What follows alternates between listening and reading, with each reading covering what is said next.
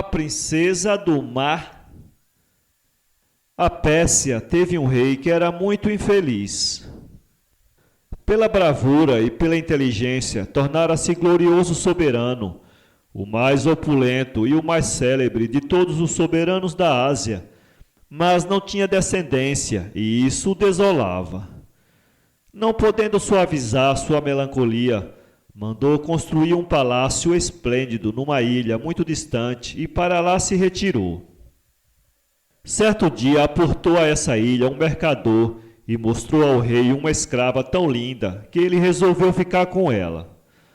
Apaixonando-se pela maravilhosa criatura, resolveu casar-se. Realizado o casamento, o real esposo ofereceu à nova soberana vestidos riquíssimos, joias suntuosas e reservou-lhe os mais belos aposentos do palácio, aqueles cujas janelas davam para o mar, e cercou-a de serviçais. Naquele bom tempo podia-se fazer isso. Por sombrio mistério, entretanto, a formosa rainha nunca lhe dirigiu a palavra, nunca falou a pessoa alguma. Passava os dias, desde manhã até a noite, sentada junto a uma janela, contemplando as ondas. Decorreu um ano, fim do qual a rainha deu à luz robusto menino. O rei ficou como louco de alegria e atirou-se aos pés de sua esposa, dizendo: Ó minha rainha bem-amada, por que não me falas nunca? Por que há de faltar à minha felicidade uma palavra articulada por teus lábios? A rainha sorriu e afinal respondeu: Ó meu rei, reconheço que sempre me trataste com bondade e ternura, desde o dia em que me trouxeram a teu palácio. Mas calcula o que deve ter sofrido uma princesa real que foi vendida como escrava. Como? Eras princesa? Perguntou o rei. Sou Rosa do Mar, respondeu ela com altivez. Meu irmão, o rei Silá, governa a mais rica região do fundo dos mares. Infelizmente, tivemos uma guerra. No ano passado, nosso país foi invadido e nosso palácio destruído. Receando cair nas mãos do inimigo, meu irmão resolveu casar-me com um príncipe da terra. Zanguei-me com essa resolução e fugi do mar. Cheguei a uma praia desconhecida. Caí na mão desse mercador que me veio vender como escrava. Não foi como escrava que eu te tratei. Justamente porque fizeste de mim tua rainha e me dedicaste tanta afeição, é que até hoje não me atirei ao mar para voltar ao meu reino. Agora que temos um filho, vou chamar Silá, meu irmão, para que o conheça. Rosa do Mar ordenou a um criado que trouxesse um fogareiro cheio de brasas. Tirou de um cofre de coral um pouco de pó de algas e lançou-o ao fogo. Ergueu-se do fogareiro um rolo de fumaça perfumada que se dirigiu para a janela, enquanto a soberana pronunciava algumas palavras em idioma desconhecido. No mesmo instante, o mar começou a avolumar-se. As ondas se abriram e do seu seio surgiu um moço alto e elegante, com roupas deslumbrantes e um turbante em forma de coroa. Brilhante cortejo de guerreiros, damas de honra e fidalgos seguia-o. O rei do mar dirigiu-se à ilha, entrou no palácio sempre acompanhado do seu séquito. Querida Rosa do Mar, disse ele ao ver sua irmã, venci todos os nossos inimigos. Agora podes voltar a nosso país e desposar um príncipe do mar. Já estou casada, meu caro Silá, respondeu a rainha. Aqui está meu marido, o rei da Pérsia, e o nosso filho. Silá tomou o menino nos braços e, deixando perplexo o rei da Pérsia, correu para o mar e desapareceu com a criança no seio das ondas. Não te preocupes, disse Rosa do Mar. Silá fez o que eu ia fazer. Quer verificar se meu filho pode viver nas profundezas do oceano, como todos os de nossa raça. Era isso com efeito. Algum tempo depois, Silá voltou, trazendo o pequenino príncipe que vinha rindo-se, mostrando-se muito contente. Dera-se otimamente num ambiente líquido em que vivera sua mãe. Desde esse dia o rei tornou-se muito feliz. Contudo, sentiu-se a princípio meio acabrunhado por não poder com a mulher e o filho permanecer no fundo das águas. Mas consolou-se com a ideia de que as leis da natureza são intangíveis e cada qual deve viver para o que nasceu.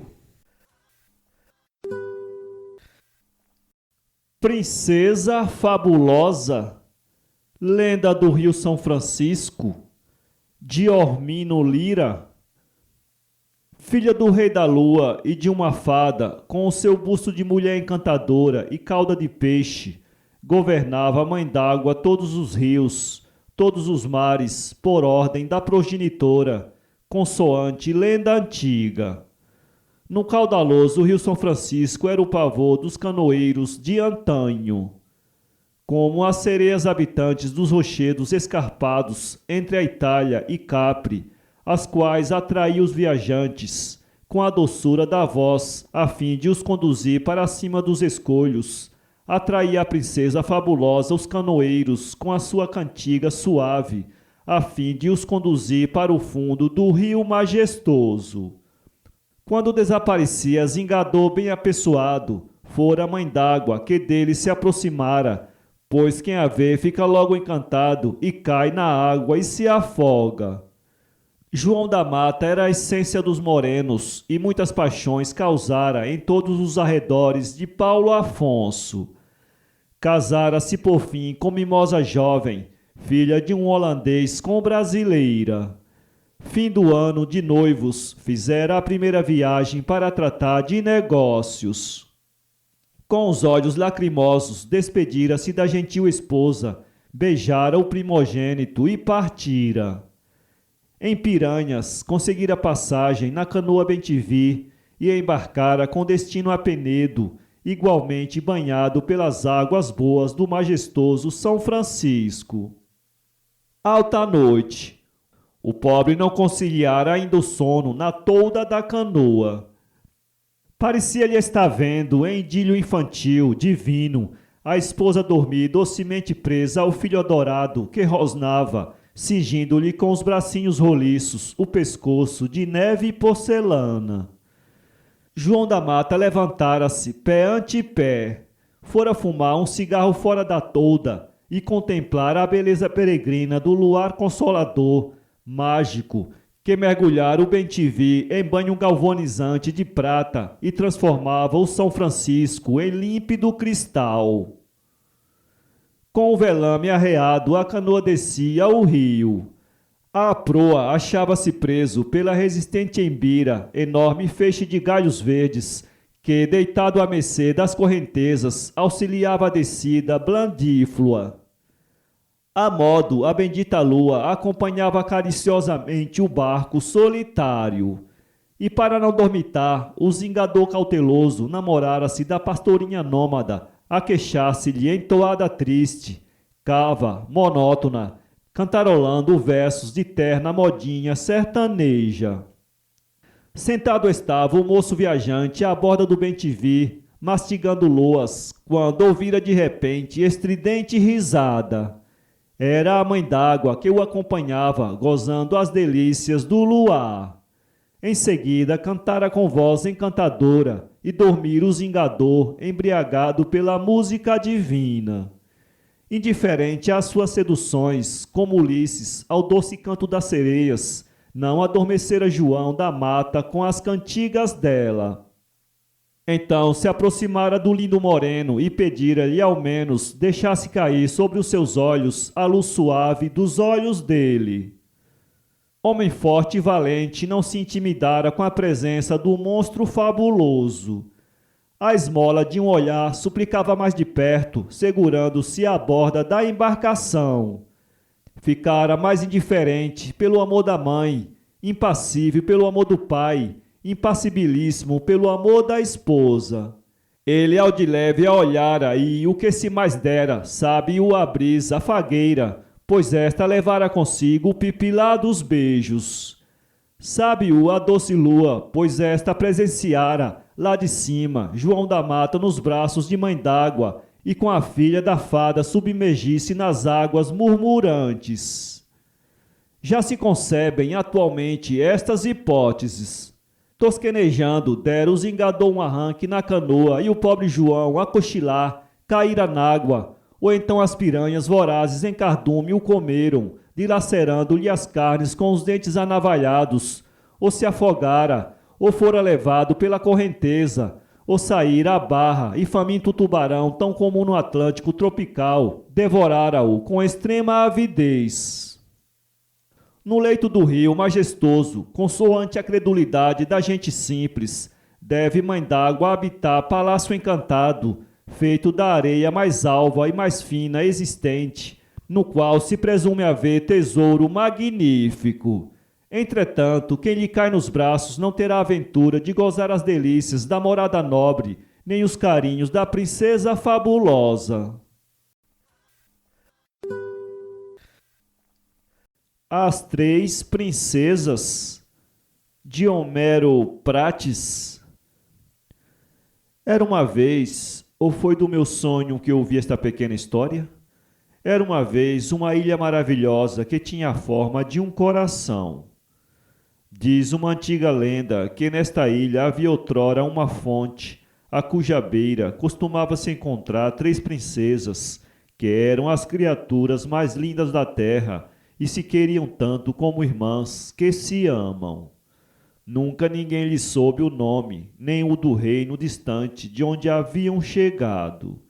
Apenas tinham vindo de muito longe, afirmavam os habitantes da ilha.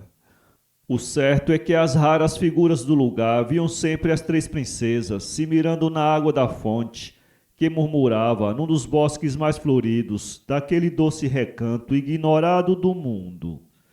Fatalmente, todas as manhãs, ou pelo silêncio das tardes tristes, ali se juntavam sorrindo e se contemplando, enamoradas do próprio encanto, na face viva e imóvel da nascente, à maneira das naides que repousam. Porque eles ignoravam o nome e a origem, a gente simples da ilha começou de ver na primeira a alegria, na segunda a tristeza, e na outra, a mais bela das três, tal era a luz que irradiava da sua presença, a própria beleza. Iam-se invernos, floriam primaveras, e sempre as três princesas sorriam se admirando na água. Uma tarde não veio a alegria, e as duas princesas choraram. Noutra foi a tristeza que não viera, e nunca mais a viram se mirar na fonte. Só ficara a beleza a recordar o destino das suas duas irmãs ausentes. Depois, por sua vez, a beleza também desaparecera como por encanto. Por muito tempo, os habitantes da ilha, que não acreditavam na morte daquelas três divinas criaturas, que espiritualizavam a sua pequena terra natal, por muito tempo as procuraram, em vão, por todos os bosques, por todos os meandros da sua pátria maravilhosa. Por toda a parte cuidavam sentir o aroma dos seus cabelos dourados, a silhueta fugitiva e branca dos seus corpos perfeitos, a inexprimível melodia das suas palavras, o sinal luminoso dos seus pés na areia. Uma noite, porém, os pescadores que voltavam da praia faziam um luar de 1001 noites, iam a repousar junto à fonte misteriosa, diz a lenda, quando viram estáticos, ao fundo da água imóvel e brilhante como nunca, a imagem da beleza que ainda sorria. Das outras, nem sombra vaga. Tinham se confundido nessa única imagem suprema que lá estava imortal. Certo, a perfeição das suas linhas tantas vezes se havia refletido na fonte, que terminara por ficar gravada na própria água, com a forma radiosa e mortal sob que aparecera no mundo. Em nosso coração, no fim dos tempos, depois de tanto esforço inútil e vaidade e sonho, que imagem restará sorrindo? A princesa e os três moços. Era uma vez uma princesa muito bonita. Em todos os lugares corria a fama de sua beleza. Um dia apareceram três moços, cada qual querendo casar com ela.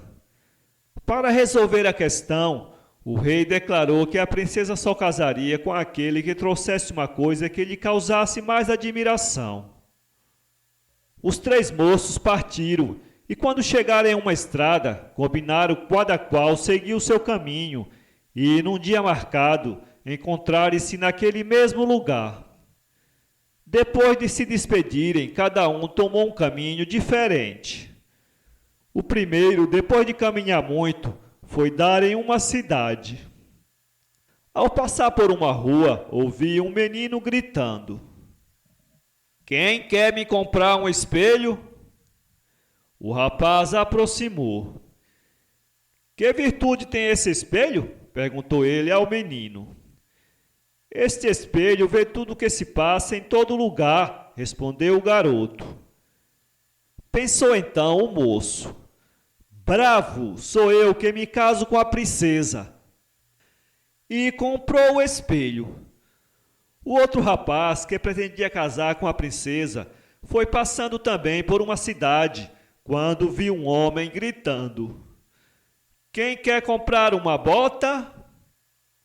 "Que virtude tem essa bota?" perguntou ele, chegando-se ao homem. "Tem o poder de botar a gente no lugar que se quer."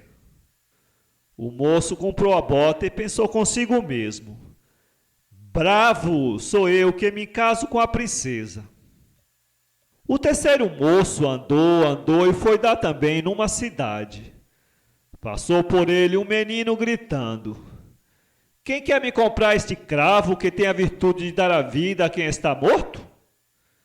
Encantado com o poder do cravo, o rapaz adquiriu-o logo do menino e pensou consigo mesmo: "Bravo, sou eu que vou me casar com a princesa." No dia marcado para o encontro, os 3 moços acharam-se na mesma estrada. Foi então o moço do espelho e mostrou o que havia adquirido. Quando ele abriu o espelho, viram a princesa morta, estirada numa cama. Os 3 moços ficaram aterrados. Disse então o rapaz que tinha a bota: "Não faz mal, metam-se aqui nesta bota que num instante estaremos junto da princesa e a salvaremos."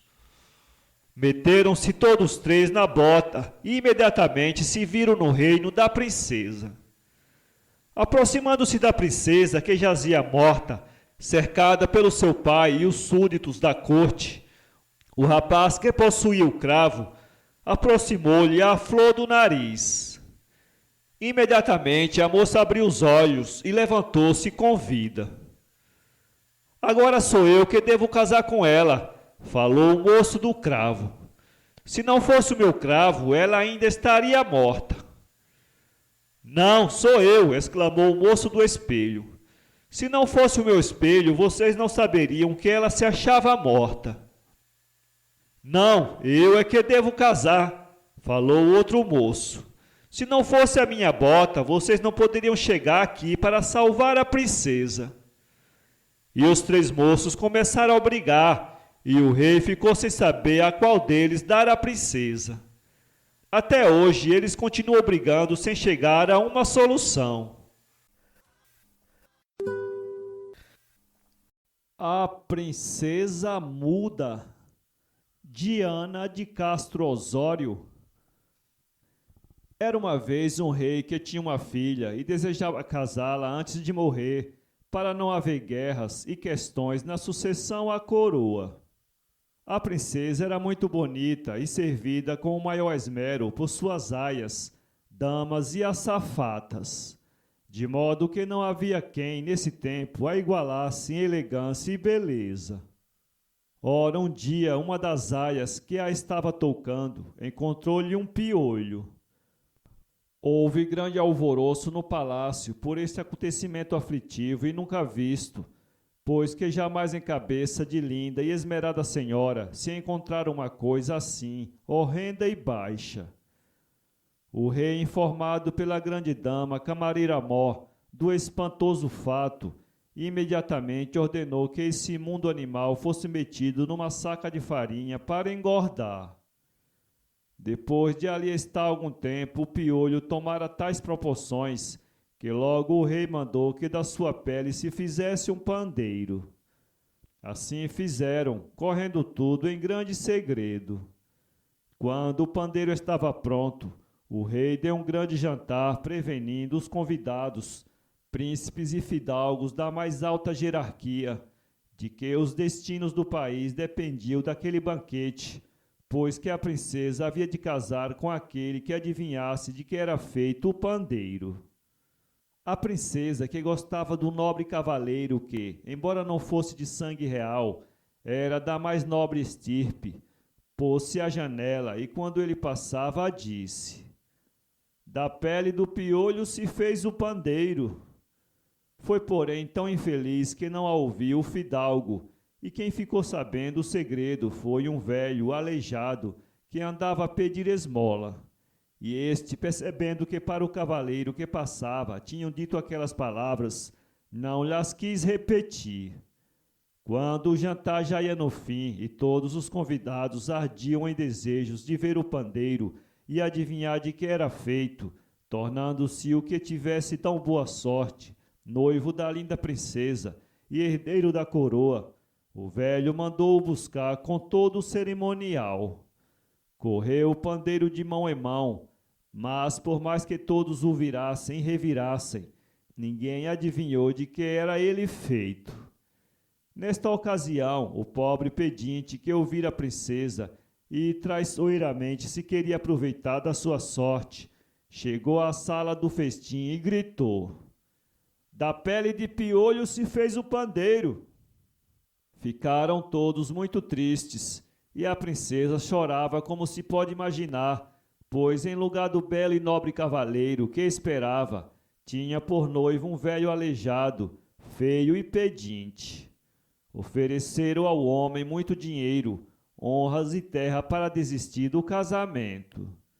Mas, ambicioso e mau, temou em só querer o cumprimento da promessa, que era a mão da princesa herdeira, pois assim um dia ele, o mendigo, seria senhor de todo aquele país e mandaria em todos, e se vingaria dos fortes e formosos, fidalgos e ricos.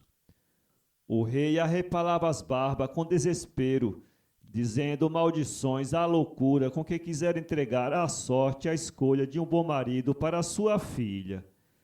Mas, como palavra de rei não volta atrás, a princesa, para que a palavra do rei seu pai fosse cumprida, tinha por força de casar com um miserável mendigo. Então a princesa, revoltada e triste, disse que a palavra do rei só a obrigava ao casamento, mas não a viver no palácio real, e que, casando, teria a condição do marido que lhe era imposto, e o acompanharia pelo mundo, e com ele faria a vida errante de pedinte. Ninguém acreditou, porém, naquelas palavras que exigiam dela novos tormentos. Casaram na igreja e, à saída, a princesa disse para o mendigo, já seu marido: Sei que foram apostadas guardas para te matarem à entrada do palácio. Agora que a palavra do rei está cumprida, não haverá na corte um só homem que te aceite como senhor. Cedo ou tarde te matarão, e eu nada posso ainda para te defender. O remédio é fugirmos já. E assim cumprirei eu também a minha palavra, fazendo a vida que tinhas, de vagabundo mendigo. Isto dizia a princesa, porque tudo preferia a viver na corte, e perante os que a tinham conhecido feliz, envergonhada por aquele casamento que a má sorte lhe tinha imposto. O mendigo temeu-se da morte violenta, e ao mesmo tempo imaginou que a miséria e o cansaço depressa fariam com que a princesa lhe pedisse para regressar ao palácio, e que seria então bem acolhido ao voltar com a herdeira da coroa, quando todos a tivessem por desaparecida para sempre. Fugiram do palácio logo depois do casamento, e lá foram, del em del, pela estrada fora. Andaram até que saíram do reino e chegaram a uma floresta, onde encontraram um rio que a cortava ao meio. A princesa, cada vez mais amargurada, não fazia senão pensar na forma de fugir àquele martírio e vergonha. e a morte já lhe parecia um grande benefício. Mas, ao mesmo tempo, a esperança de melhores dias não a queria abandonar. Cansada e triste, parou ali e disse para o companheiro que tinha muita sede e que lhe desse um pouco daquela água. O mendigo alegrava-se de a ver assim desanimada, esperando a todo momento que ela exigisse o regresso ao palácio e às comodidades a que fora habituada. E, porque era muito mal, foi-lhe dizendo que estava no começo das suas provações e que tudo era para castigo do seu orgulho de princesa, e que para isto quisera a sorte que ele e mais ninguém ouvisse o aviso que da janela do palácio fora dado sobre a pele do pandeiro, que nenhum copo teria para beber água, devendo contentar-se por ele poder agora dar-lhe no seu velho e sujo chapéu. E dizendo isto, com um riso escarninho, dirigiu-se para o rio e debruçou-se a encher de água o chapéu sebento. Com o que ouvira, a princesa ficou ainda mais indignada e, num impulso de revolta, decidiu fugir a um homem tão mau e deitou a correr para a floresta. O mendigo ergueu-se de repente para seguir e prender, mas com isto desequilibrou-se e caiu dentro do rio. A cheia era grande, com as chuvas de inverno que tombavam das montanhas, e o mendigo não se pôde segurar e foi levado na corrente. Já quando estava a afogar-se, fez um esforço e, estendendo o braço com raiva, amaldiçoou a princesa, que corria espavorida. E, desesperado, feroz, rogou-lhe a praga da mudez. Sentindo-se imediatamente sem fala, a princesa desatou a chorar e internou-se mais na floresta, onde passou a noite sozinha, cheia de pavor, ouvindo os gritos e uivos dos animais bravios e o grasnido e piar agorento de aves, sem bem saber se lhe fora melhor a morte que tal vida. Apesar dos farrapos com que se disfarçara para acompanhar o vagabundo, a princesa mostrava bem ser uma das mais formosas damas do seu tempo. Mas de que lhe servia toda a beleza, se não era mais do que uma pobre mendiga muda? No dia seguinte, um príncipe que por ali andava à caça, viu-a e achou-a tão bonita e desgraçada, que, cheio de respeito e piedade, lhe estendeu mão protetora, esforçando-se por compreender a sua dor.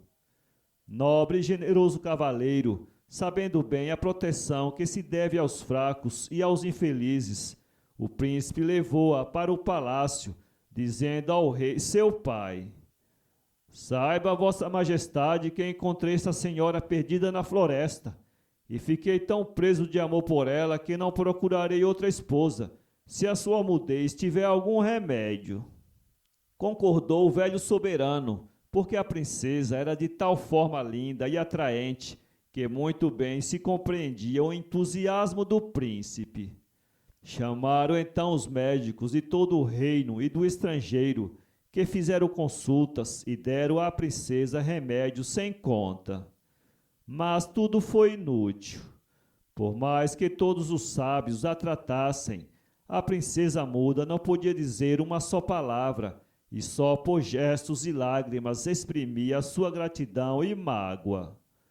Assim foram passando 7 anos, sem que jamais o príncipe perdesse a esperança de ver a formosa senhora recobrar a fala, para poder então dar-lhe a mão de esposo e, ao seu lado, feliz e satisfeito, sentar-se no trono e tomar as rédeas do governo. Com o príncipe e com a princesa estavam também à vontade o amor do povo, que na infelicidade, bom coração e beleza da princesa encontrara motivos para lhe dedicar maior simpatia.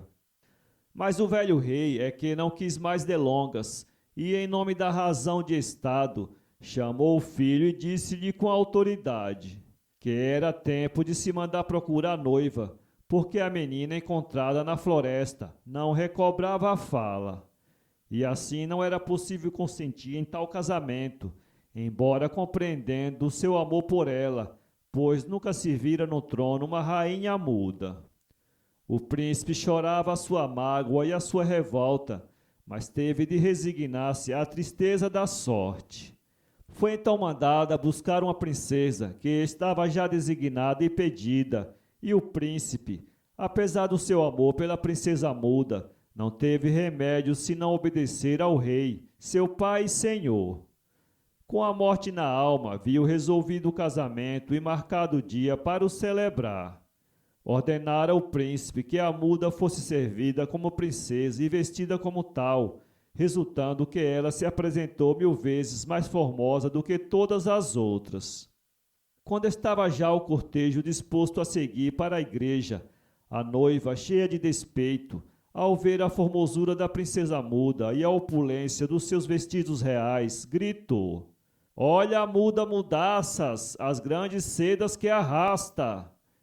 No meio do assombro geral, respondeu-lhe a princesa muda, voltando-se cheia de dignidade e desprezo: "Olha, senhora ladrocaça, que ainda hoje chegou e já falou, e eu há 7 anos que aqui estou, é a primeira fala que dou." Mal o príncipe soube do acontecido, correu cheio de alegria a dar a mão à sua verdadeira noiva, pois era a escolhida do seu coração, e, despedindo a intrusa, declarou que só casaria com a muda que, recobrando a fala completamente, lhe contou toda a sua vida.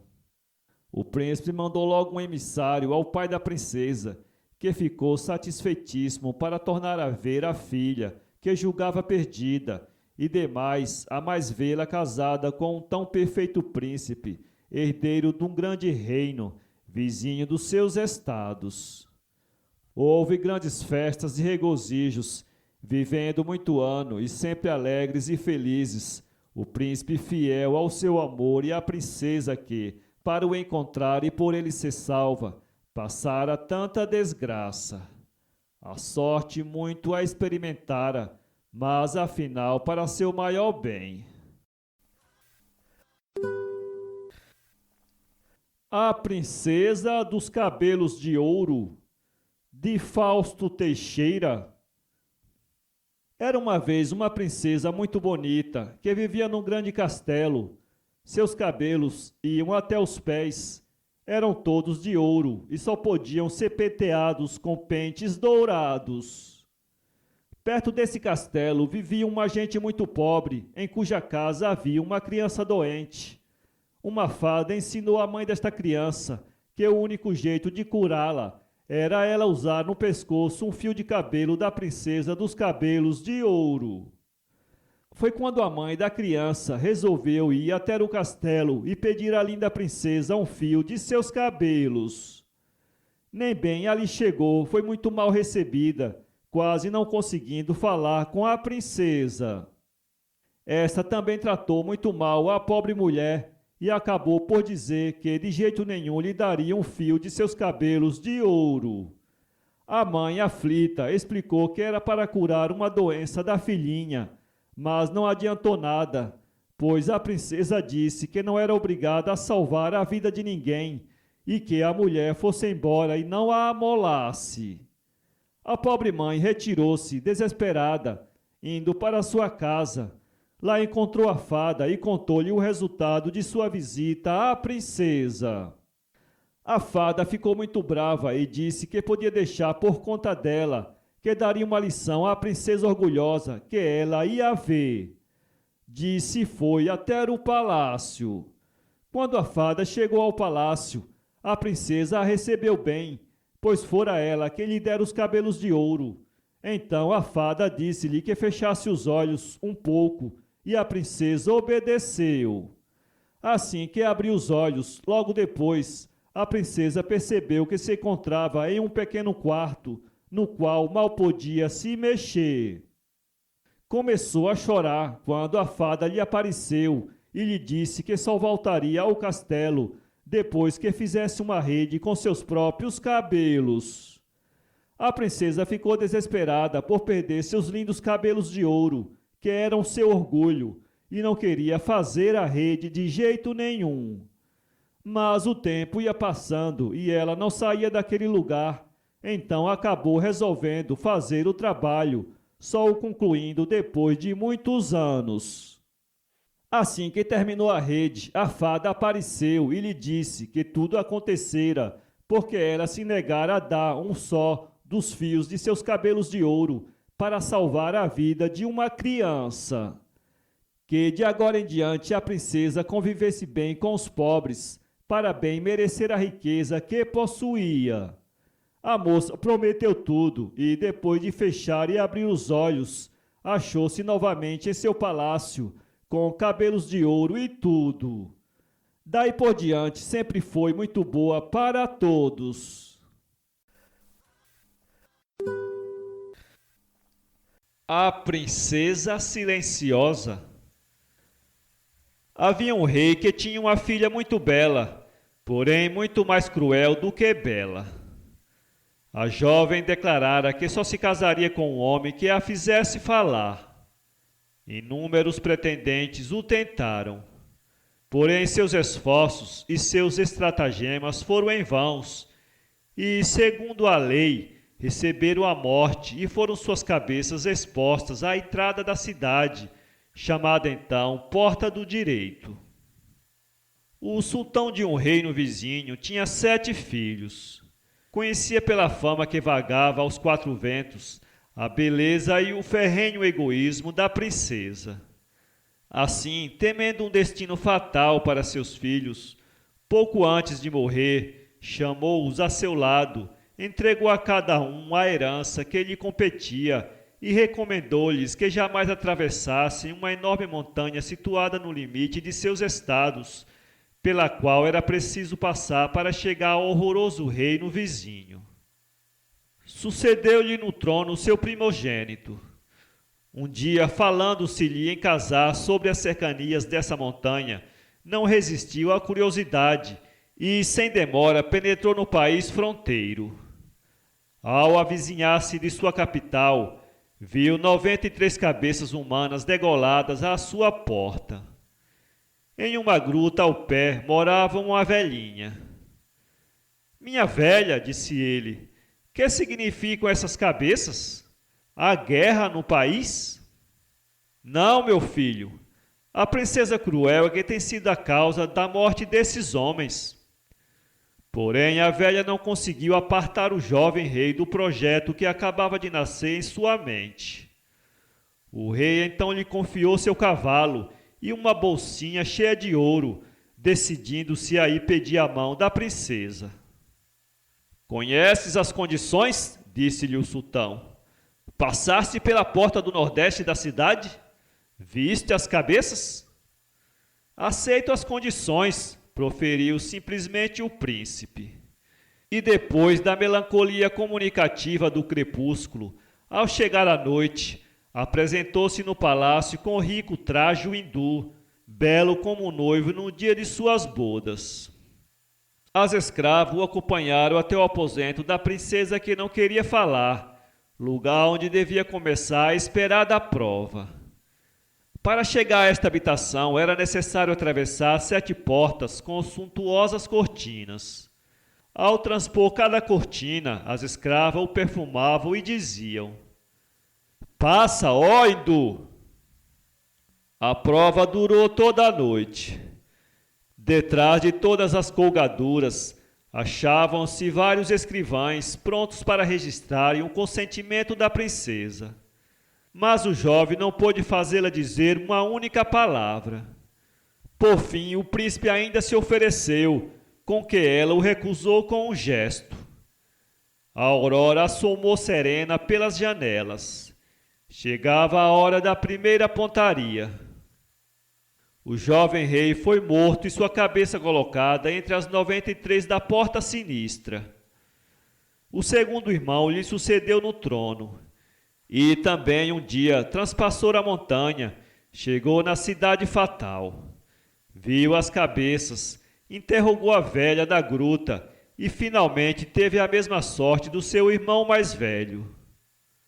Os outros irmãos fizeram o mesmo, e a velha não tardou para ter em suas mãos 6 bolsinhas cheias de ouro e mais 6 custosos cavalos. Entretanto, 99 cabeças estavam espetadas como horríveis atalaias na entrada da cidade. O irmão menor chegou também um dia na cidade fatal. Viu as cabeças de seus 6 irmãos e jurou vingá-las. Todavia, a velha da gruta lhe suplicava que voltasse, dizendo que os seus 6 irmãos haviam sido castigados por desobediência ao derradeiro pedido de seu pai. Contudo, o último dos irmãos pediu a mão da inclemente princesa, aceitou as condições, mas reclamando um prazo de 6 dias. O sultão imediatamente lhe concedeu. Então o jovem príncipe foi habitar uma casa de aprazível jardim, onde passava os dias meditando e tocando com melodia invulgar a sua guitarra, e era tão bom músico quanto ilustrado em diversas ciências. 3 pombas permaneciam sempre a escutá-lo, parecendo experimentar indizível prazer por sua música. No 6º dia, essas pombas começaram a cantar em árabe entre elas e diante do jovem. Não eram pombas vulgares, sim gênios celestiais que tomaram a forma destas aves. E a primeira dizia: não podemos, irmãs, fazer alguma coisa em benefício desse jovem que todas as noites nos encanta com a sua música? Sim, disse a segunda. Como? Perguntou a terceira. É preciso, continuou a primeira, que ele entre amanhã na sala onde está a princesa sem dizer nada, sem sequer pronunciar uma palavra, a fim de começar por intrigá-la. Logo nos apresentaremos às 3 e lhe pediremos para resolver um pleito, o qual ele julgará de tal maneira que a princesa não poderá resistir ao erro de sua atribuição. As pombas conheciam de fato o coração feminino. Ao anoitecer do 7º dia, o jovem rei passou para o palácio, atravessou as 7 portas, confiante em si mesmo, comeu e bebeu à vista da princesa, sem dirigir-lhe uma palavra, e logo se pôs a tocar a guitarra. Um instante mais tarde apareceram as pombas, puseram-se no peitoril de uma das janelas e pediram justiça, expondo supostos agravos. Diziam que eram 3 irmãs que discutiam sobre a herança que seu pai lhes deixara. Em vez de partir em partes iguais, a primogênita queria herdar 3/6 partes, dando 2 à segunda e só uma à menor. Porém, as 2 últimas não estavam de acordo, e as 3 pediam ao jovem músico a resolver esta discórdia. Deve ser como propõe a irmã mais velha, declarou o jovem rei, contrário ao direito canônico. A princesa, que tinha a pretensão de muito conhecer o direito canônico, exclamou escandalizada: como? És um juiz completamente injusto. Não é correto proceder assim. Falou! Falou! Exclamaram todas as pessoas presentes.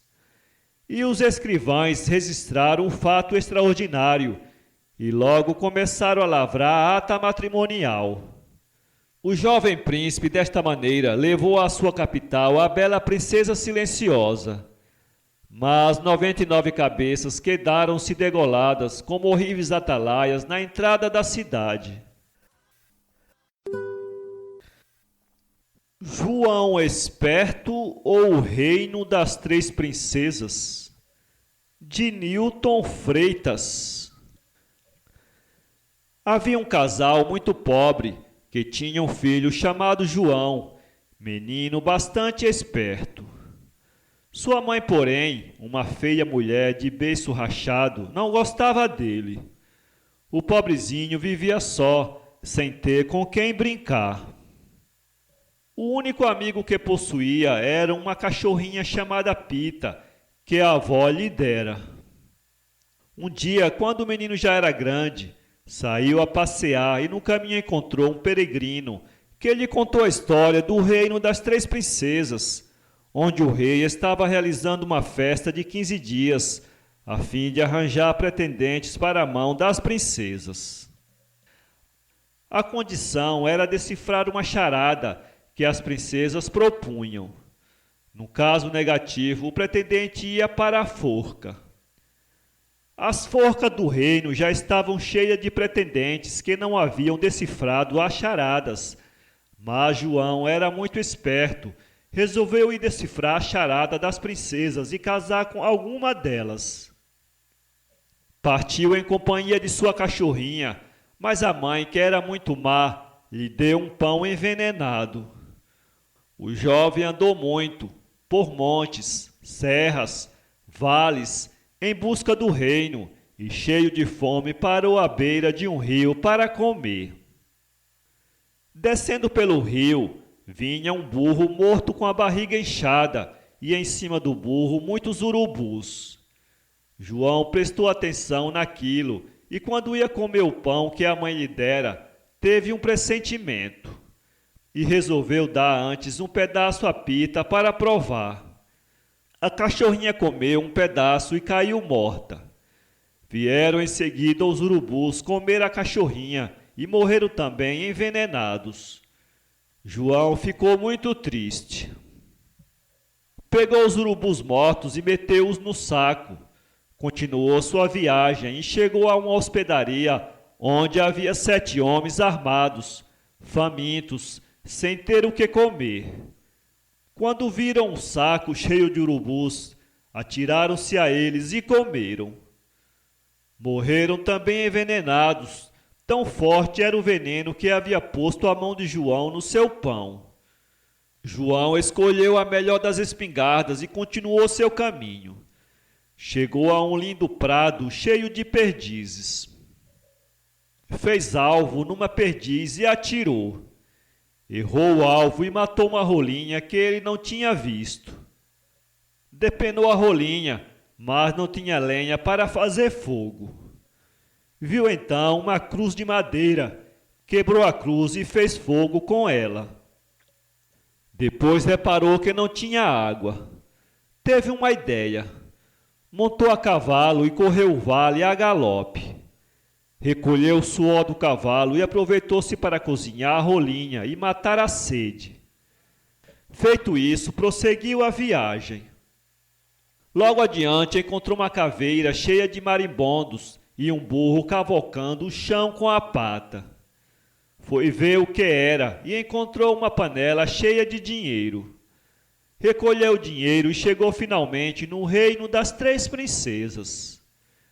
Perguntou pela festa aos criados, e estes lhe informaram que as forcas estavam engordando, pois ainda não houvera enigma que as princesas não decifrassem. João pediu para entrar, declarando-se pretendente à mão de uma das princesas. Os criados, ao verem suas roupas maltrapilhas, não o queriam deixar passar. Não há bobo de casar com a princesa, com a forca assim hás de casar, lhe disseram. João, porém, insistiu tanto que o levaram à presença do rei. Este, num ver seu aspecto humilde, perguntou-lhe: sabes que está arriscando tua vida? Sim, respondeu João, mas quero me casar com a mais linda de vossas 3 filhas.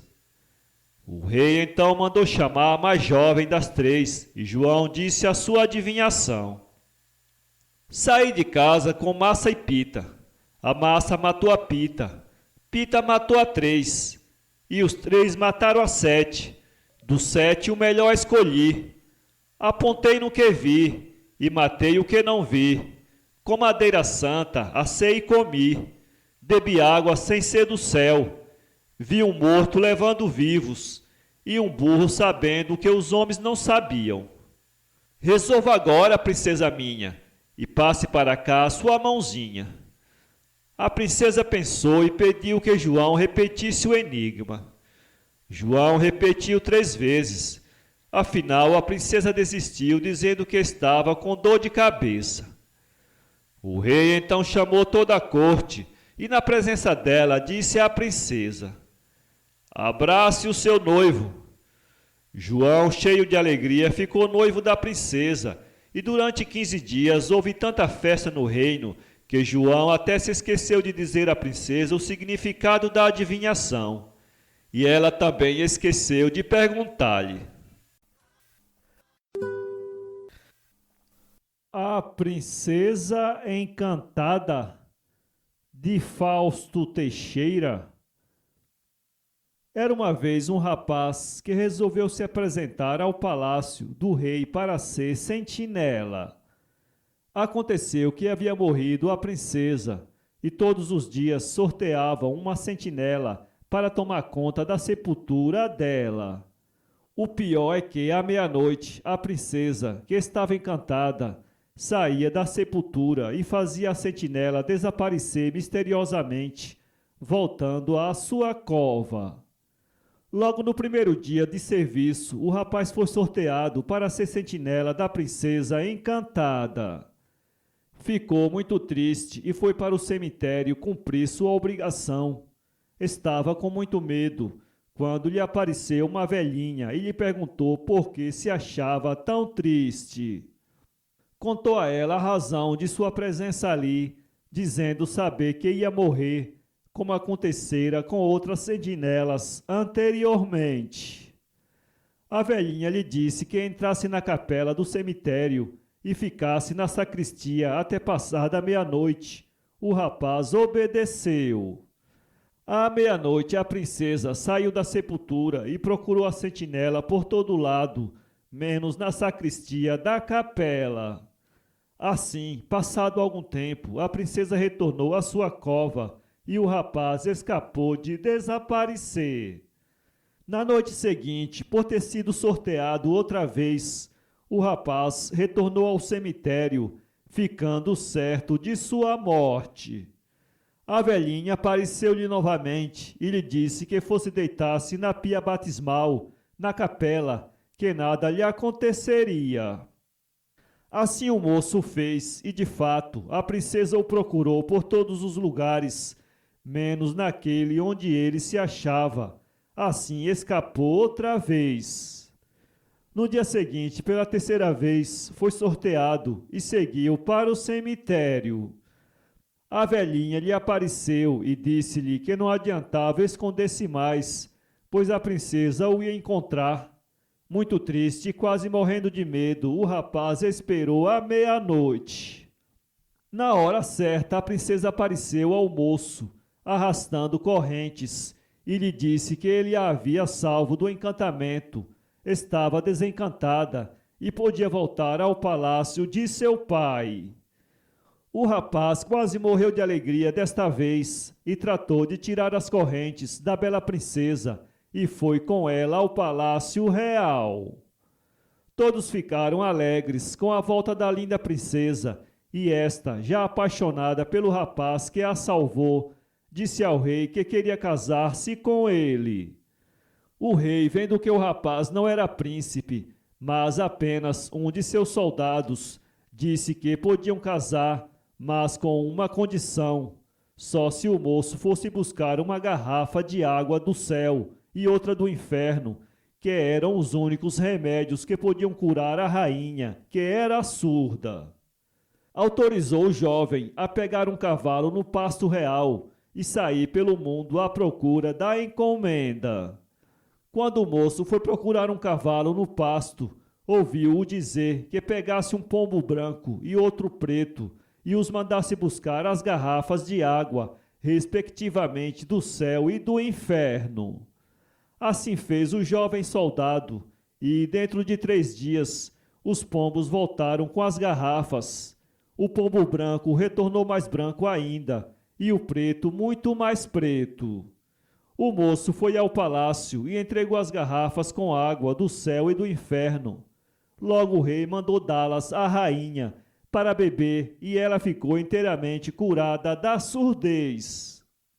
O rei ficou muito contente e marcou o dia do casamento da princesa com o jovem soldado. Fizeram uma grande festa, com muita alegria, e os dois viveram sempre felizes, acabando sendo os reis daquele país.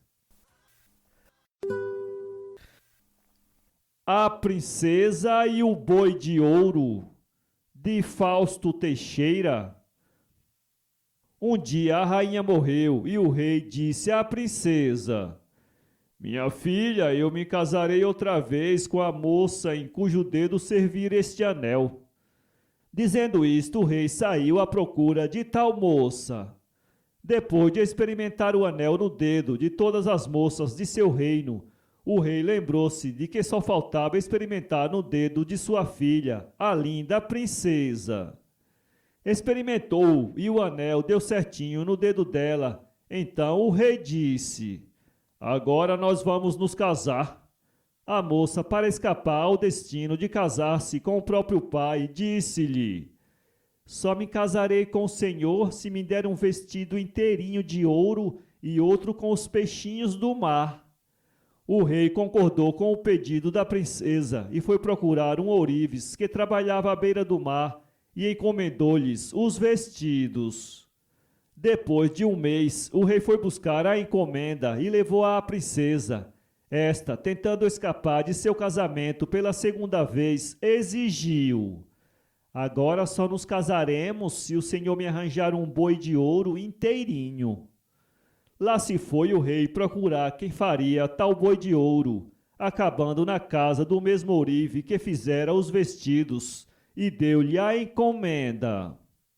A princesa descobriu onde o rei mandara fazer o boi de ouro e foi até a casa do ourives, mandando-lhe deixar o boi oco com uma porta disfarçada e que a chave desta ficasse com ela.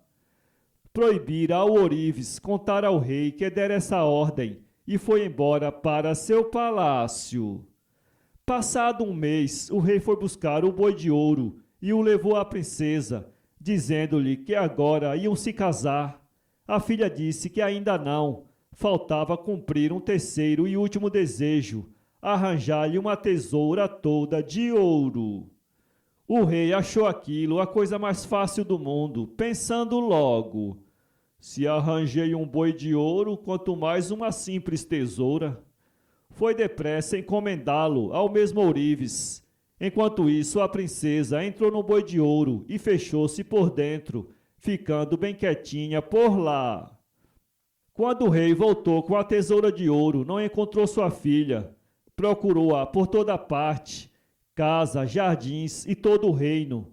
Cansado de tanto procurar, desistiu de seu casamento e procurou desfazer-se do boi de ouro, oferecendo-o à venda. O ourives que o fizera e que sabia do caso, comprou-o levando para a sua casa. Quando o rei voltou com a tesoura de ouro, a princesa abriu a portinha dele e saltou fora, satisfeita por não ter que casar-se com o próprio pai. Ao ver o ourives, que era um moço muito bonito, apaixonou-se por ele e casaram-se, sendo felizes até hoje. A Dança das 12 Princesas. Era uma vez um rei que tinha 12 filhas muito lindas. Dormiam em 12 camas, todas no mesmo quarto, e quando iam se deitar, as portas do quarto fechavam-se à chave. Mas todas as manhãs, os sapatos das 12 irmãs apareciam tão gastos, como se elas tivessem dançado toda a noite, e ninguém sabia explicar como isto acontecia. O rei fez saber este caso a todo o povo, para ver se haveria alguém capaz de descobrir o segredo, e prometeu a quem o descobrisse a escolha de uma das princesas para casamento, e por sua morte o trono do seu reino. Mas todos que tentassem e não conseguissem desvendar o mistério, no fim de 3 dias e 3 noites, eram condenados à morte. Chegou o filho de um rei para tentar a experiência. Foi muito bem recebido e à noite conduziram-no para um quarto contíguo ao das princesas. Ali ficou a espreitar para ver se conseguia descobrir onde elas iam dançar. E para que nada lhe escapasse, deixou a porta do quarto aberta. Mas depressa lhe veio o sono e quando acordou de manhã, viu os sapatos das princesas com as solas todas esburacadas, prova de que tinham dançado muito durante a noite. A mesma coisa aconteceu na segunda e terceira noite, de maneira que o rei mandou cortar a cabeça ao príncipe. Depois deste vieram muitos outros, que tiveram a mesma sorte desgraçada. Aconteceu que um velho soldado que tinha sido ferido em combate e que já não podia entrar mais em batalha, passou por acaso neste reino. Quando atravessava um bosque, encontrou uma velha que lhe perguntou onde ia. Vou ver se encontro o local onde as princesas dançam e, se acertar, posso um dia vir a reinar. Bem, disse a velha, não é coisa muito complicada. O que é preciso é tomares cuidado e não beberes nenhum vinho que as princesas te derem à noite, e assim que elas te deixarem, finge que dormes. Depois deu-lhe um casaco e disse, assim que o vestires, ficas invisível e poderás seguir as princesas para onde elas forem. O soldado ouviu estes bons conselhos e foi logo ter com o rei, que ordenou que lhe vestissem trajes ricos. E quando chegou a noite, levaram-no para o quarto. Exatamente quando ele se ia deitar, a princesa mais velha trouxe-lhe uma taça com vinho, mas o soldado deitou fora, sem ela dar por isso. Depois deitou-se e daí a pouco ressonava como se estivesse ferrado no sono. Quando as 12 princesas tal ouviram, começaram a rir, levantaram-se, abriram as arcas e tiraram de dentro grande profusão de lindos trajes com que se vestiram. A mais nova das irmãs disse, estou hoje inquieta, parece-me que nos vai acontecer algum mal. Parva, respondeu a mais velha, já te esqueceste quantos e quantos príncipes nos têm vindo espiar sem resultado? E quanto ao soldado, eu tomei bastante conta e dei-lhe o vinho que adormece. Assim que se aprontaram, foram espreitar o soldado, mas ele ressonava muito alto e nem se moveu. As princesas ficaram descansadas e a mais velha saiu acima da cama, bateu as palmas e a cama desapareceu pelo chão abaixo, deixando a descoberto um alçapão. O soldado viu-as todas desaparecer pelo alçapão abaixo, uma atrás das outras. Vestiu o casaco muito depressa e seguiu-as. Mas no meio das escadas, tropeçou no vestido da princesa mais nova, que gritou para as irmãs. Alguém me prendeu o vestido! És uma medrosa, disse a mais velha. Naturalmente foi algum prego da parede. Chegaram todas abaixo e acharam-se numa alameda de árvores. As folhas eram de prata e brilhavam lindamente. O soldado, que queria levar algum sinal do lugar, cortou um raminho. Chegaram depois a uma outra alameda, onde as folhas eram de ouro, e depois a uma terceira, onde as folhas eram de diamantes. E o soldado arrancou um ramo de cada. Depois chegaram a um grande lago, onde havia 12 lindos botes, com 12 lindos príncipes, que pareciam esperar pelas princesas. Cada uma se meteu no seu bote, e o soldado foi no bote da princesa mais nova. O príncipe que ia com ela disse, não sei o que é, mas apesar de remar com toda a minha força, o bote não vai tão depressa como é costume. Parece-me que está mais pesado. Talvez seja do calor que faz, respondeu a princesinha. No outro lado do lago havia um lindo castelo, donde vinha uma música alegre de trombetas. Ali desembarcaram e entraram no castelo, e cada príncipe dançou com a sua princesa. E o soldado, que estava sempre invisível, dançou também com elas. E quando alguma das princesas ia beber um copo com vinho, ele despejava-o, de forma que quando ela o chegava à boca, já o copo estava vazio. Quando isto aconteceu à irmã mais novinha, ela ficou muito assustada, mas a mais velha fê-la logo calar. Dançaram até às 3 horas da madrugada, e quando os sapatos já estavam todos gastados, elas foram obrigadas a parar. Os príncipes tornaram a remar nos botes dentro do lago, mas desta vez o soldado meteu-se no bote em que ia a princesa mais velha. Na praia, os príncipes despediram-se das princesas, prometendo tornarem-se a ver na noite seguinte. Enquanto elas subiam as escadas, o soldado correu mais depressa e meteu-se na cama. Quando as princesas chegaram acima, muito esfalfadas, ouviram-no a ressonar e ficaram muito descansadas. Despiram-se, arrumaram os seus lindos trajes e foram para a cama. De manhã, o soldado nada disse do sucedido, determinando gozar bem a estranha aventura, e tornou a ir com as princesas na segunda e na terceira noite. Nessa noite trouxe a taça de ouro, por onde tinha bebido como sinal do local onde tinha estado. Quando chegou o tempo de declarar o seu segredo, foi ante o rei com os 3 ramos e a taça de ouro. E as 12 princesas estavam todas à espreita para ouvirem o que ele dizia. E quando o rei lhe perguntou onde dançaram as minhas filhas esta noite, ele respondeu, com 12 príncipes dentro de um castelo. Contou então toda a aventura ao rei e mostrou-lhe os 3 ramos e a taça de ouro que trazia consigo. O rei chamou as 12 princesas e perguntou-lhes se era verdade o que o soldado dizia, e elas tiveram de confessar tudo. O rei perguntou então ao soldado qual das princesas escolhia para sua esposa. Eu não sou lá muito novo, respondeu ele, e então escolho a mais velha. Casaram nesse mesmo dia e o soldado ficou sendo o herdeiro ao trono. A princesa que não ria. Conto popular brasileiro. Era uma vez um homem muito rico que tinha um filho meio bobo. O rapaz não tinha muito jeito para viver e o pai, para ver se ele melhorava, mandou-o correr mundo, ver outras terras. O moço partiu, levando com ele bastante dinheiro. Depois de viajar algum tempo, foi dar a uma cidade onde estavam fazendo o leilão de um pássaro.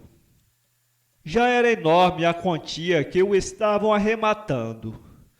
O rapaz lançou uma quantia maior e ficou com ele, porque lhe disseram que a grande vantagem daquele pássaro era que, quando cantava, todos os que ouviam adormeciam. De posse da ave, o rapaz seguiu viagem. Chegando adiante, encontrou outro leilão. Desta vez era com um besouro, que já estava dando muito dinheiro. O moço ficou intrigado. Qual é a vantagem desse besouro? Perguntou ele aos que o cercavam. A vantagem deste besouro é muito grande. Ele faz tudo o que se lhe manda fazer e sem ser visto, responderam-lhe. O moço arrematou o besouro e seguiu. Chegando já noutro país, viu outro leilão, onde estavam arrematando um rato. O rapaz não se conteve e perguntou por que arrematavam um rato, um animal tão insignificante. Explicaram-lhe que aquele rato era diferente. Fazia tudo o que lhe mandavam e era até capaz de arrombar 10 paredes. O rapaz arrematou o bicho e seguiu. Depois de andar muito, foi dar a um reino. Passando pela frente de um palácio, viu muita gente na rua a fazer caretas e trejeitos. Aquilo impressionou o rapaz. Olhou para o palácio e viu em uma das suas janelas uma moça muito bonita que olhava para o povo com uma cara muito triste. Nenhuma vez ela riu, apesar dos gracejos daquela gente ali na rua. Disseram então ao rapaz que aquela moça era a princesa que, desde menino, nunca havia rido. O rei, seu pai, prometeram então que o homem que a fizesse rir casaria com ela. Ouvindo isto, o rapaz, sem se importar com toda aquela gente, aproximou-se de umas árvores que havia defronte do palácio, apeou-se do cavalo e pendurou a gaiola de seu pássaro numa das árvores. Em seguida, sentou-se no chão e disse: Agora, mestre rato, vá buscar água para o cavalo, e você, mestre besouro, Vá buscar capim. Os bichinhos partiram logo para cumprir a sua obrigação. Quando a princesa viu o rato carregando água e o besouro trazendo capim para o cavalo, não se conteve e rebentou na risada. Ria tanto que não queria mais parar. Ficaram todos maravilhados, e cada um dos que faziam gracejos dizia que fora ele que fizera a princesa rir. O rei então se dirigiu à sua filha e lhe perguntou quem a divertira dessa maneira. A princesa apontou para o rapaz que se achava debaixo da árvore com uma gaiola e outros animais. Imediatamente o rei mandou chamar o moço e lhe comunicou que seria o marido da princesa. O rapaz ficou muito espantado, porque não esperava por aquilo, e casou com a princesa, que nunca mais foi uma princesa triste. Todas as noites o pássaro cantava, e com o seu canto maravilhoso a princesa adormecia feliz. A princesa e o rei Barba Branca. Um grande rei tinha uma filha muito formosa, mas tão orgulhosa e cheia de sua pessoa, que não encontrou ninguém tão bom entre os príncipes que a pedisse em casamento. Não sabendo o que fazer, o rei deu uma grande festa para a qual convidou todos os pretendentes da sua filha e os fez colocar em fila, segundo as suas categorias. Então entrou a princesa, que depois de examinar os príncipes, um por um, troçou-os a todos. O primeiro era muito gordo, o segundo muito magro, o terceiro muito alto, o quarto muito pálido, o quinto muito vermelho, o sexto muito curvado, etc. Mas quem a fez rir com muito prazer foi um rei que se encontrava entre os concorrentes. Olhem, exclamou, a sua barba parece uma escova velha. Podiam muito bem chamar-lhe o Barba Branca. E desde então se chamou o rei desse modo. O pai da princesa estava furioso com a conduta de sua filha e jurou que ela se casaria com o primeiro mendigo que passasse junto do palácio. 2 dias depois passou um músico ambulante que se pôs a cantar debaixo das janelas do palácio, pedindo depois que lhe desse uma esmola. O rei ouviu e mandou que o levassem à sua presença. Depressa se apresentou um vagabundo bastante sujo e roto. O rei mandou que ele cantasse e depois de ouvi-lo disse-lhe: Cantaste tão bem que vais por isso casar com minha filha.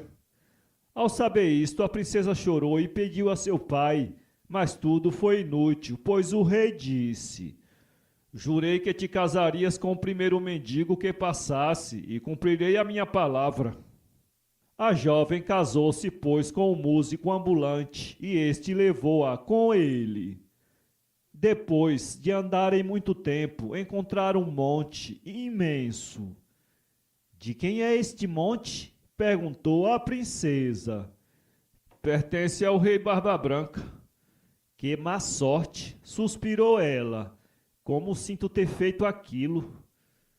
No dia seguinte, encontraram um prado majestoso. De quem são estes prados tão formosos? Perguntou ela. São do rei Barba Branca. Se não tivesses feito troça dele, hoje seriam teus. Que má sorte a minha. Como sinto não me ter casado com ele. Pouco tempo depois, viram uma grande cidade.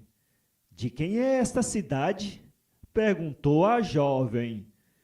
É do rei Barba Branca. Também teria sido tua se não tivesse sido tão orgulhosa. Como sou desgraçada, exclamou a jovem. Por que não casei com o rei Barba Branca? Isso não me importa, respondeu-lhe o músico. Por que desejas ter outro marido? Não sou bom para ti? Por fim chegaram a uma pobre cabana. Que casa mais pobre, disse a princesa. De quem é esta miséria? É a nossa casa, disse o músico. Aqui viveremos. Vamos acender o fogo, põe a água a aquecer e prepara o meu almoço, pois tenho muita fome. A princesa não sabia acender o fogo, nem preparar a comida, e o músico teve que ajudá-la. Pela manhã, muito cedo, o mendigo acordou-a para que limpasse a casa. Assim passaram-se 2 dias, mas como não havia em casa mais nada para se comer, o homem disse à princesa: Mulher, não podemos continuar assim. Tens que trabalhar para ganhar dinheiro. Vou ensinar-te a fazer cestas. Então saiu a procurar vime e quando voltou ensinou a sua mulher a trançá-lo, o que lhe magoou muito as mãos. Vamos, disse o mendigo, vejo que não serves para nada. Que mau negócio fiz eu a casar-me contigo. Vou experimentar ainda, pondo no mercado uma barraca de caçarolas e tachos para tu vendê-los. Meu Deus! Exclamou a jovem. Se alguma pessoa da corte de meu pai passa por ali e me vê, como vai troçar de mim? Mas isto não interessava ao mendigo. Comprou uma quantidade de caçarolas de barro e ela sentou-se a vendê-las numa extremidade do mercado. Pouco depois passou um soldado a cavalo e empurrou com um quadrúpede o frágil balcão da barraca, de modo que os pequenos vasos de barro caíram ao chão e quebraram-se. A princesa, sem saber o que fazer, começou a chorar e logo correu para casa a contar ao seu marido o que lhe tinha acontecido. Como é que eu poderia acreditar que tu fosses tão tonta que fosses colocar os vasos de barro à entrada do mercado onde passa toda a gente? Chega de lágrimas, vejo que também não serves para isso. Mas não importa, porque fui ao palácio saber se não precisavam de uma ajudante na cozinha e disseram-me que te empregaria ali.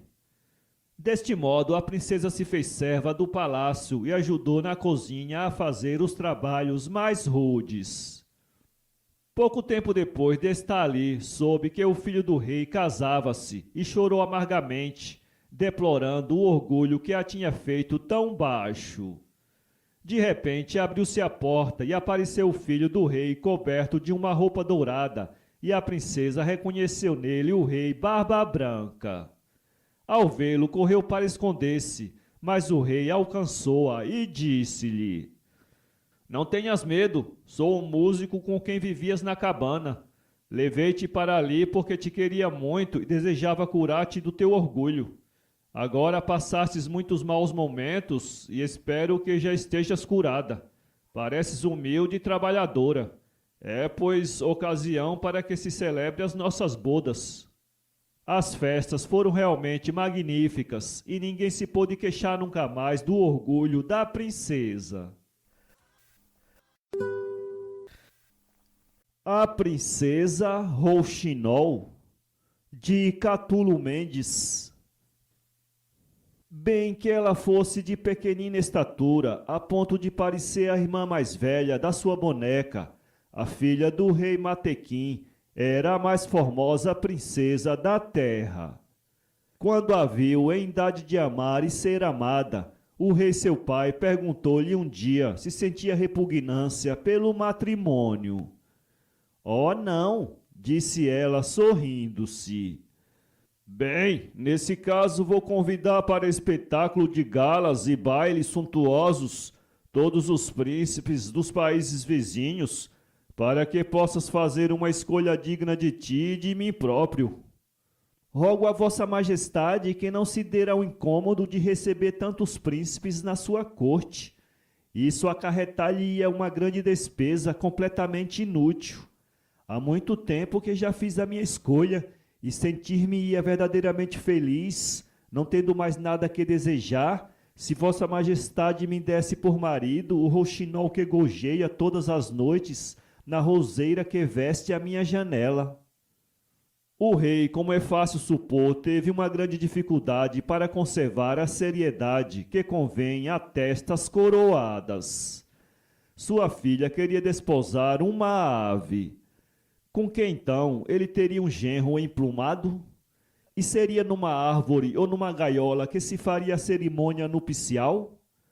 Estas zombarias afligiram muito a princesa, que se retirou com o coração opresso, e à noite, encostada ao peitoril da janela, enquanto o roxinol preludiava por entre a folhagem da roseira, a juvenil e senhora disse à sua vizinha querida: Ah, belo roxinol que eu adoro, passou o tempo das nossas alegrias, porque meu pai não quer consentir nos nossos esponsais.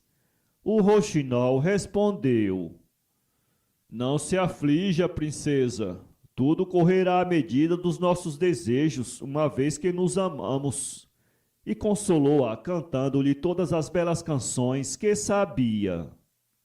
Neste meio tempo aconteceu 3 gigantes, 3 formosos mágicos vieram por cerco à capital do reino de Mataquim.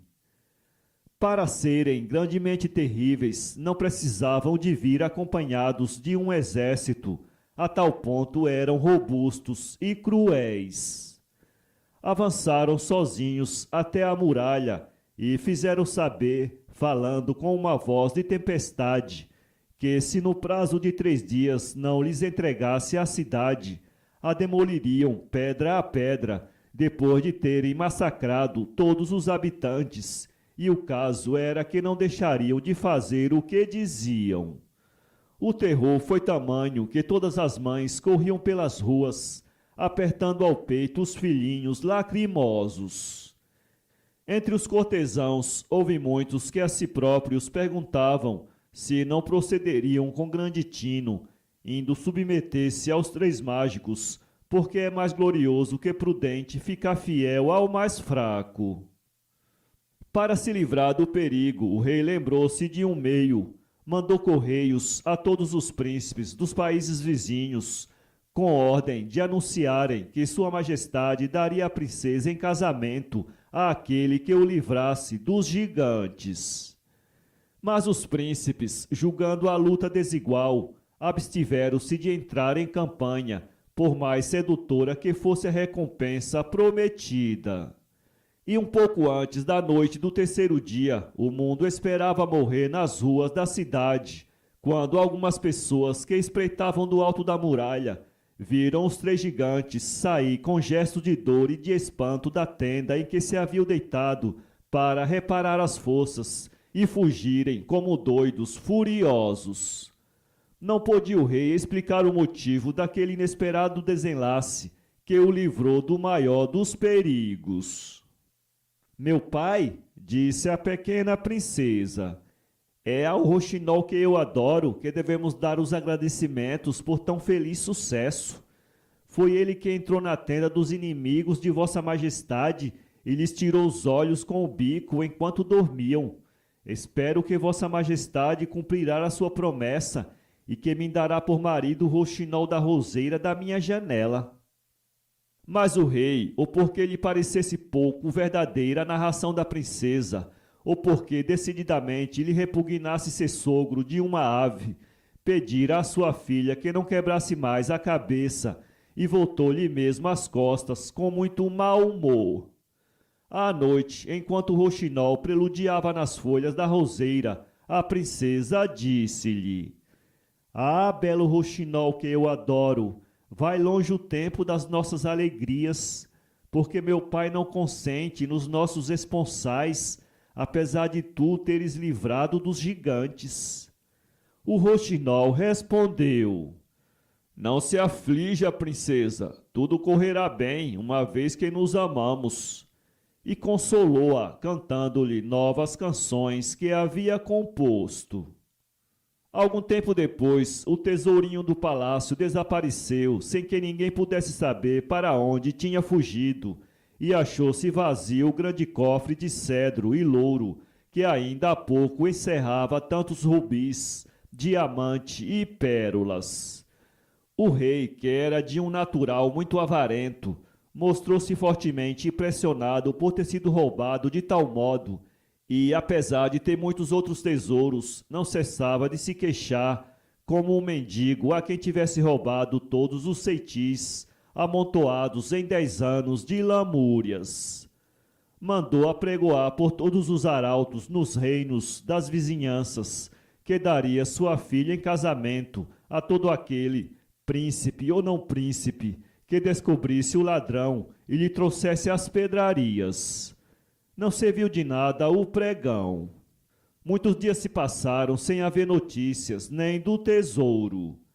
De-se-iam tão brilhantes clarões, despediam aquelas joias, que o aposento estava cheio de estrelas. Imagina-se facilmente a satisfação do rei. No entanto, desejaria bem conhecer a pessoa que lhe tinha restituído as pedrarias. Meu pai, disse a pequena princesa, é ao roxinol que eu amo que Vossa Majestade deve agradecer este feliz acontecimento. Ele tinha espiado e seguido o ladrão e sabia onde o tesouro estava escondido. Durante muitas noites, durante muitos dias, com grandes dificuldades e trabalhos, trazendo um rubi no pé esquerdo, uma pérola no direito e um diamante no bico, percorreu milhares de vezes a distância de um esconderijo ao cofre. Eu tinha-lhe a janela aberta enquanto Vossa Majestade dormia ou enquanto estava na caça. Espero que o rei cumpra sua palavra e que me dê por marido o roxinol da roseira da minha janela. Mas o rei não era menos obstinado do que avarento. Tomou partido de se zangar e declarou peremptoriamente à sua filha que a encerraria numa torre se ela lhe tornasse a falar em casamento com tal marido. À noite, quando o roxinol preludiava sob a folhagem pálida de luar, ela disse consternada: Ah, belo roxinol que adoro, estão perdidas as nossas alegrias, porque meu pai, apesar de lhe teres restituído o seu tesouro, não quer consentir nos nossos esponsais. O roxinol respondeu: Não se aflija, minha princesa, tudo correrá bem, visto que nos amamos. E consolou-a cantando-lhe novas canções que tinha composto para sua noiva e que eram as mais doces e melodiosas que ela jamais tinha ouvido. Todavia os cânticos do bem-amado roxinol não consolaram a aflita princesa. Apoderou-se dela uma tristeza e veio afinal a morrer. Para a levarem ao sepulcro real, construíram-lhe um pequenino esquife de rosas brancas, em que ela era mais branca do que as flores. Seguido de uma multidão lacrimosa, o rei caminhava ao lado do esquife, soltando profundos gritos despedaçadores que teriam comovido um coração de mármore. Quando o précito chegou ao cemitério e a morta ia ser deposta no seu túmulo, um roxinol, pousado num ramo de salgueiro, gorjeou estas palavras: Rei, que darias tu a quem restituísse a vida à princesa que estás chorando? A quem má restituísse, exclamou o rei, daria ela própria em casamento. Aqui o juro, e com ela metade do meu reino. Guarda o teu reino inteiro, tua filha me basta, mas livra-te de faltar ao teu juramento. Dita estas palavras, o roxinol desceu da árvore para vir pousar no rosto da morta, e viram-no então meter-lhe uma folhinha de erva entre os lábios. Era uma folhinha de erva que faz reviver. Meu pai, disse a pequena princesa, espero que cumprirá enfim a sua promessa e que me permitirá ter por marido o roxinol da roseira da minha janela. Ah, o rei não receou perjurar novamente. Apenas teve nos braços sua filha ressuscitada, ordenou aos cortesãos que expulsassem a ave impertinente.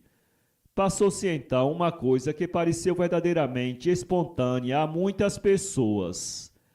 A pequenina filha do rei começou a tornar-se mais pequena ainda e, diminuindo sempre, como um floco de neve ao sol, acabou por ter o tamanho de uma pequena criatura alada, mais pequena do que o punho de uma criança.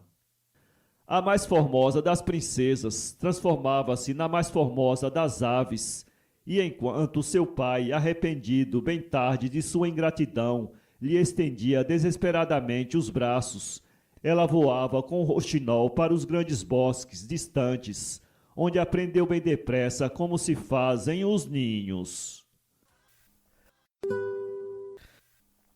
O Passarinho e a Princesa, de Somerset Maugham. Era uma vez um rei que tinha 9 filhas, chamadas Janeiro, Fevereiro, Março, Abril, Maio, Junho, Julho, Agosto e Setembro. As princesas todas eram belas, mas a princesinha Setembro era de todas a mais bela e a mais carinhosa. Por isso as irmãs lhe tinham alguma inveja. Cada princesa tinha um papagaio ensinado, que sabia dizer, entre outras coisas, o nome do rei e saudar sua majestade em 9 línguas diferentes. Um dia, o papagaio da princesinha Setembro, que era a mais nova das irmãs, fugiu. E sua dona ficou tão sentida que se pôs a chorar sem consolo. Sua ama castigou-a por isso severamente, e a princesinha foi posta na cama sem jantar. A ama, que tinha pressa em sair para uma festa, ficou encantada com a ideia de assim ensinar a menina teimosa, que não parava de chorar a falta de seu papagaio, e saiu. Mal se fez silêncio no palácio, a princesinha Setembro, que não podia dormir de fraqueza, viu entrar pela janela de seu quarto um belo pássaro que lhe falou afetuosamente, aconselhando-a a não chorar mais a ausência de seu papagaio, pois poderia substituí-lo com vantagens, visto que era ainda mais sabido que ele. A princesinha, que o achara lindo, ficou maravilhada, e mal amanheceu foi mostrá-lo às suas irmãs, sempre na ordem da idade, pois o rei, pai delas, era um homem muito amigo da ordem e fazia questão que, no palácio, tudo obedecesse a um certo critério. Em vista disso, o passarinho entrou primeiramente nos aposentos da princesa Janeiro, que era a mais velha, depois nos da princesa Fevereiro, Março, etc., até a princesa Agosto. Todas se mostraram descrentes do que lhes dizia a princesinha Setembro e lhe asseguraram que, se não tratasse de prender o passarinho numa gaiola, em breve estaria sem ele.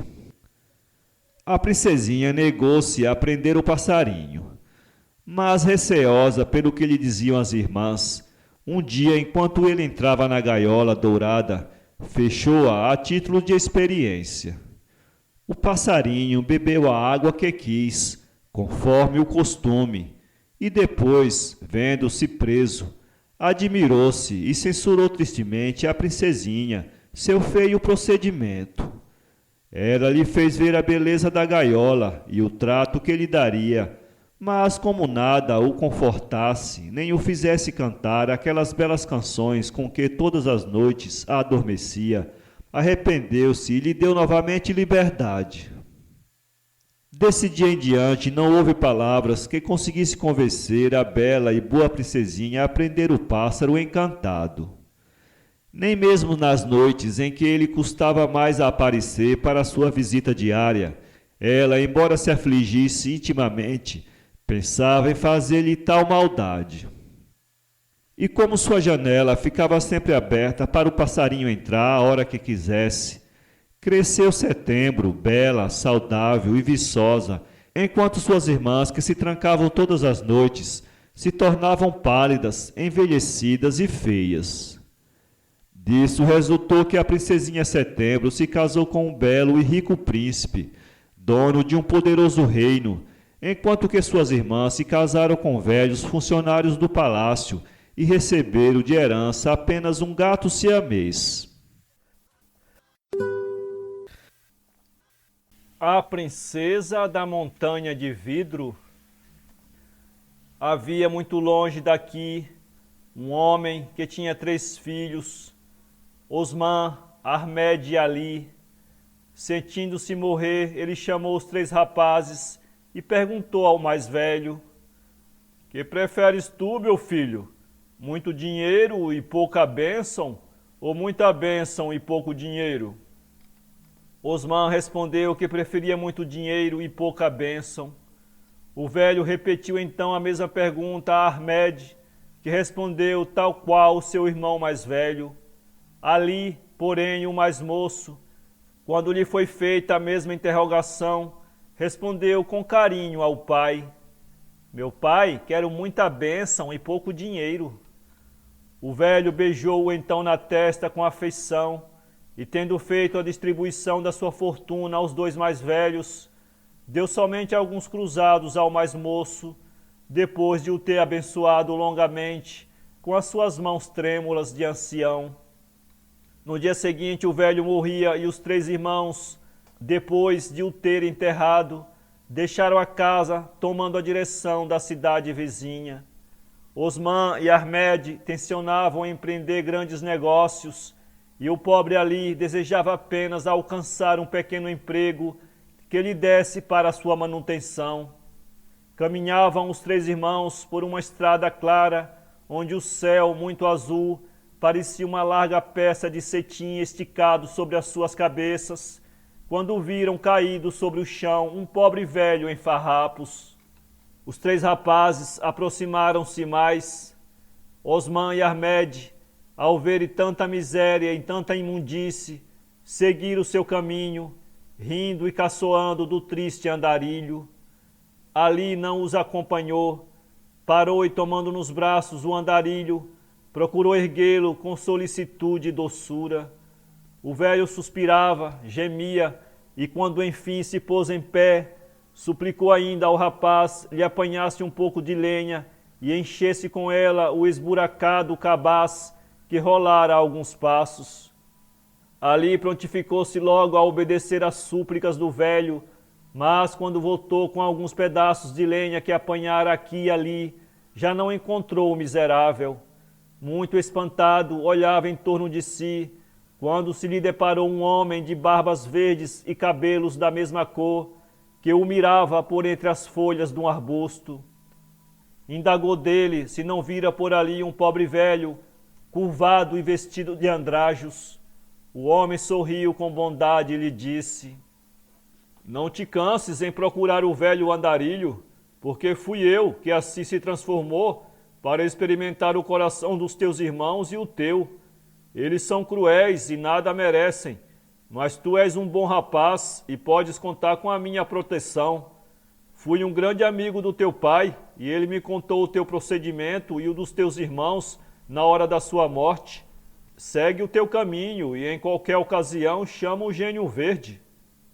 Ali notou então que ele se envolvia todo em largas folhas verdes que o faziam semelhante a uma enorme árvore.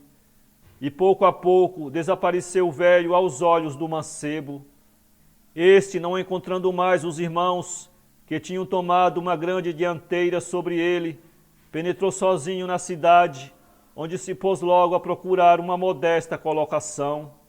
Entrou depois de muito procurar, como criado de uma pequena quinta, lugar que, se não lhe rendia muito, pelo menos lhe dava casa e comida. Mudara o nome para não ser conhecido e vivia tranquilamente do seu trabalho, ouvindo raramente falar dos seus irmãos, que tinham se tornado homens ricos e ocupando posições elevadas. Um dia a cidade despertou em grande reboliço. O rei do lugar, que tinha uma filha tão orgulhosa que não achava ninguém digno de ser seu esposo, decidira acabar com tamanho orgulho, sujeitando os pretendentes da moça a uma prova decisiva. Mandou fazer uma montanha de cristal tão alta e tão escarpada que era quase impossível chegar-se ao cume sem o auxílio de uma escada, sendo, no entanto, esta proibida aos pretendentes. Tinham de subir a pé até junto da princesa, que se conservava sentada no alto, com uma rosa púrpura na mão. Aquele que colhesse a rosa seria o marido da moça. Ali ouviu o murmúrio que o povo fazia do portão da sua quinta e, curioso, seguiu a multidão que se dirigia para onde estava a fantástica montanha. Numerosos príncipes já haviam tentado galgar a inacessível escarpa e haviam desistido diante da impossibilidade de fazê-lo. Uma plebe enorme rodeava os que ainda se aprontavam para a difícil subida, gargalhando dos seus esforços. Ali viu então os seus dois irmãos, que ricamente vestidos, se decidiam também a tentar a escalada. Audaciosos e altivos, eles encaminhavam-se para lá sem olhar para ninguém. Daí a pouco, porém, voltavam pálidos e enraivecidos, pois igualmente eles nada tinham conseguido. Ali então olhou para o alto, onde a princesa tronava com a sua flor rubra na mão, e teve um deslumbramento. Como era bela, assim entre o céu e o penhasco de cristal que lhe servia de trono. Ignorou o orgulho da moça, que assim se aprazia em criar dificuldades aos que a queriam, e esquecendo o seu mísero papel neste mundo, resolveu tentar também a conquista de tão lindo tesouro. O rei tinha permitido a ascensão a todos, mas o povo, mais realista que o próprio monarca, ao ver o pretendente, um rapaz simplesmente vestido e grosseiramente calçado, quis impedir-lhe a subida. Houve vaias, gritos, protestos e empurrões. Ali compreendeu então que se não se devia comparar aos ricos mancebos que lutavam para a conquista da real princesa, e tristemente se colocou num canto, com lágrimas nos olhos. Humilhado e pesaroso, conservava-se ele assim afastado, quando apareceu de súbito diante dele o homem de barbas verdes. Agarrando-o pela mão, ele o levou para um ponto mais distante, perguntando-lhe a razão da tristeza que se lhe lia nos olhos. Ali, hesitando, permanecia calado, de olhos baixos, mas o gênio, dando-lhe umas palmadas na face, lhe disse: queres subir a montanha de cristal, onde se encontra a orgulhosa princesa com uma flor na mão, não é? Pois toma esses 3 ovos e quebra-os, à medida que as tuas dificuldades forem surgindo. Ali pegou nos ovos e permaneceu no mesmo abatimento. Afinal respondeu: como tentar alguma coisa com essa grosseira roupa que me cobre o corpo? Já me vaiaram e apulparam quando me apresentei. O gênio verde sorriu e, tirando de si uma longa palma verde que o cobria, envolveu com ela o mancebo, que recuou involuntariamente. É que de repente ele se viu vestido com um rico gibão bordado de pratas e calções de veludo branco, traje que o tornava elegante e belo. Sobre os cabelos um capacete de ouro que reluzia ao sol e dava-lhe um ar marcial e altivo. Voltou somente a si quando avistou o gênio, que lhe apresentava um cavalo tão ajaezado de diamantes que deslumbrava aqueles que o fixavam. Ali guardou com cuidado os ovos nos bolsos e, agradecendo vivamente ao gênio, que já desaparecia pouco a pouco, entrou no meio da multidão que, não o reconhecendo e julgando um poderoso príncipe, o aclamava com veemência. Ali chegou assim até o pé da montanha transparente, que brilhava ao sol como uma enorme pedra preciosa. Largou o cavalo e, quebrando então os ovos, logo que numerosos degraus se abriam no penhasco luminoso. Esses degraus só eram visíveis para ele, e por isso a multidão, vendo-o subir ligeiro e ágil, principiou a aclamá-lo com maior veemência. O rapaz subia calmo e radioso, com a prataria do seu gibão e o seu capacete de ouro refulgente ao longe, e a altiva princesa, ao ver assim adentrar-se para ela tão gentil mancebo, que parecia tão rico quão formoso, sorria docemente, fazendo votos para que ele chegasse até ela sem dificuldades. Afinal, ele surgiu na plataforma lisa onde ela se achava com a sua flor púrpura entre os dedos brancos. Ali curvou logo o joelho e recebeu com palavras de vivo agradecimento a rosa que ela lhe entregou sorrindo. Ouviu o jovem, como em sonhos, os gritos do povo ruidoso e os assovios dos pretendentes vencidos. Ali notou então que de súbito o olhar da princesa se tornara altivo e duro, mirando do alto a multidão que a rodeava. Entretanto, ela, na sua maviosa voz, lhe perguntou como poderiam agora descer juntos no meio daquela irritada multidão. Ali quebrou então um outro ovo e um lindo carro puxado por centenas de pombas brancas como neve apresentou-se logo ao seu alcance.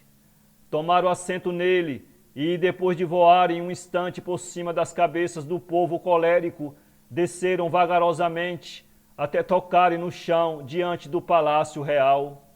O soberano, que já se achava informado do que havia, recebeu-os com muito agrado, considerando já ali como seu genro. Este, julgando que devia dizer toda a verdade sobre a sua pessoa, confessou ao rei o que era e o que fora. O monarca, que estava muito contente por casar a filha, declarou que o achava um bom rapaz, cheio de coração e de coragem. Mas a orgulhosa princesa, ao saber que ele se chamava Ali e que era simplesmente um trabalhador, recusou desposá-lo. E Ali, amargurado, ia partir chorando, quando se lembrou que lhe restava ainda um último ovo, que talvez o tirasse da dificuldade em que estava. Quebrou-o então rapidamente, e a princesa, que já se aprontava para se retirar aos seus aposentos, voltou logo e, com a expressão do rosto mudada e tornada doce, caiu-lhe aos pés, pedindo-lhe perdão do seu orgulho desmedido e aceitando-o para marido. O casamento realizou-se com muita alegria e com muito luxo. Na manhã desse grande dia, Ali recebeu do gênio verde a chave de uma caverna, onde havia um imenso tesouro, tornando-se assim ele o homem mais rico do mundo. Bom, indulgente, convidou os irmãos a assistirem ao seu enlace, enchendo-os de presentes e de carinhos. A princesa perdeu seu imenso orgulho, tornando-se doce e caridosa como o marido. Para ler esse livro, acesse www.poeteiro.com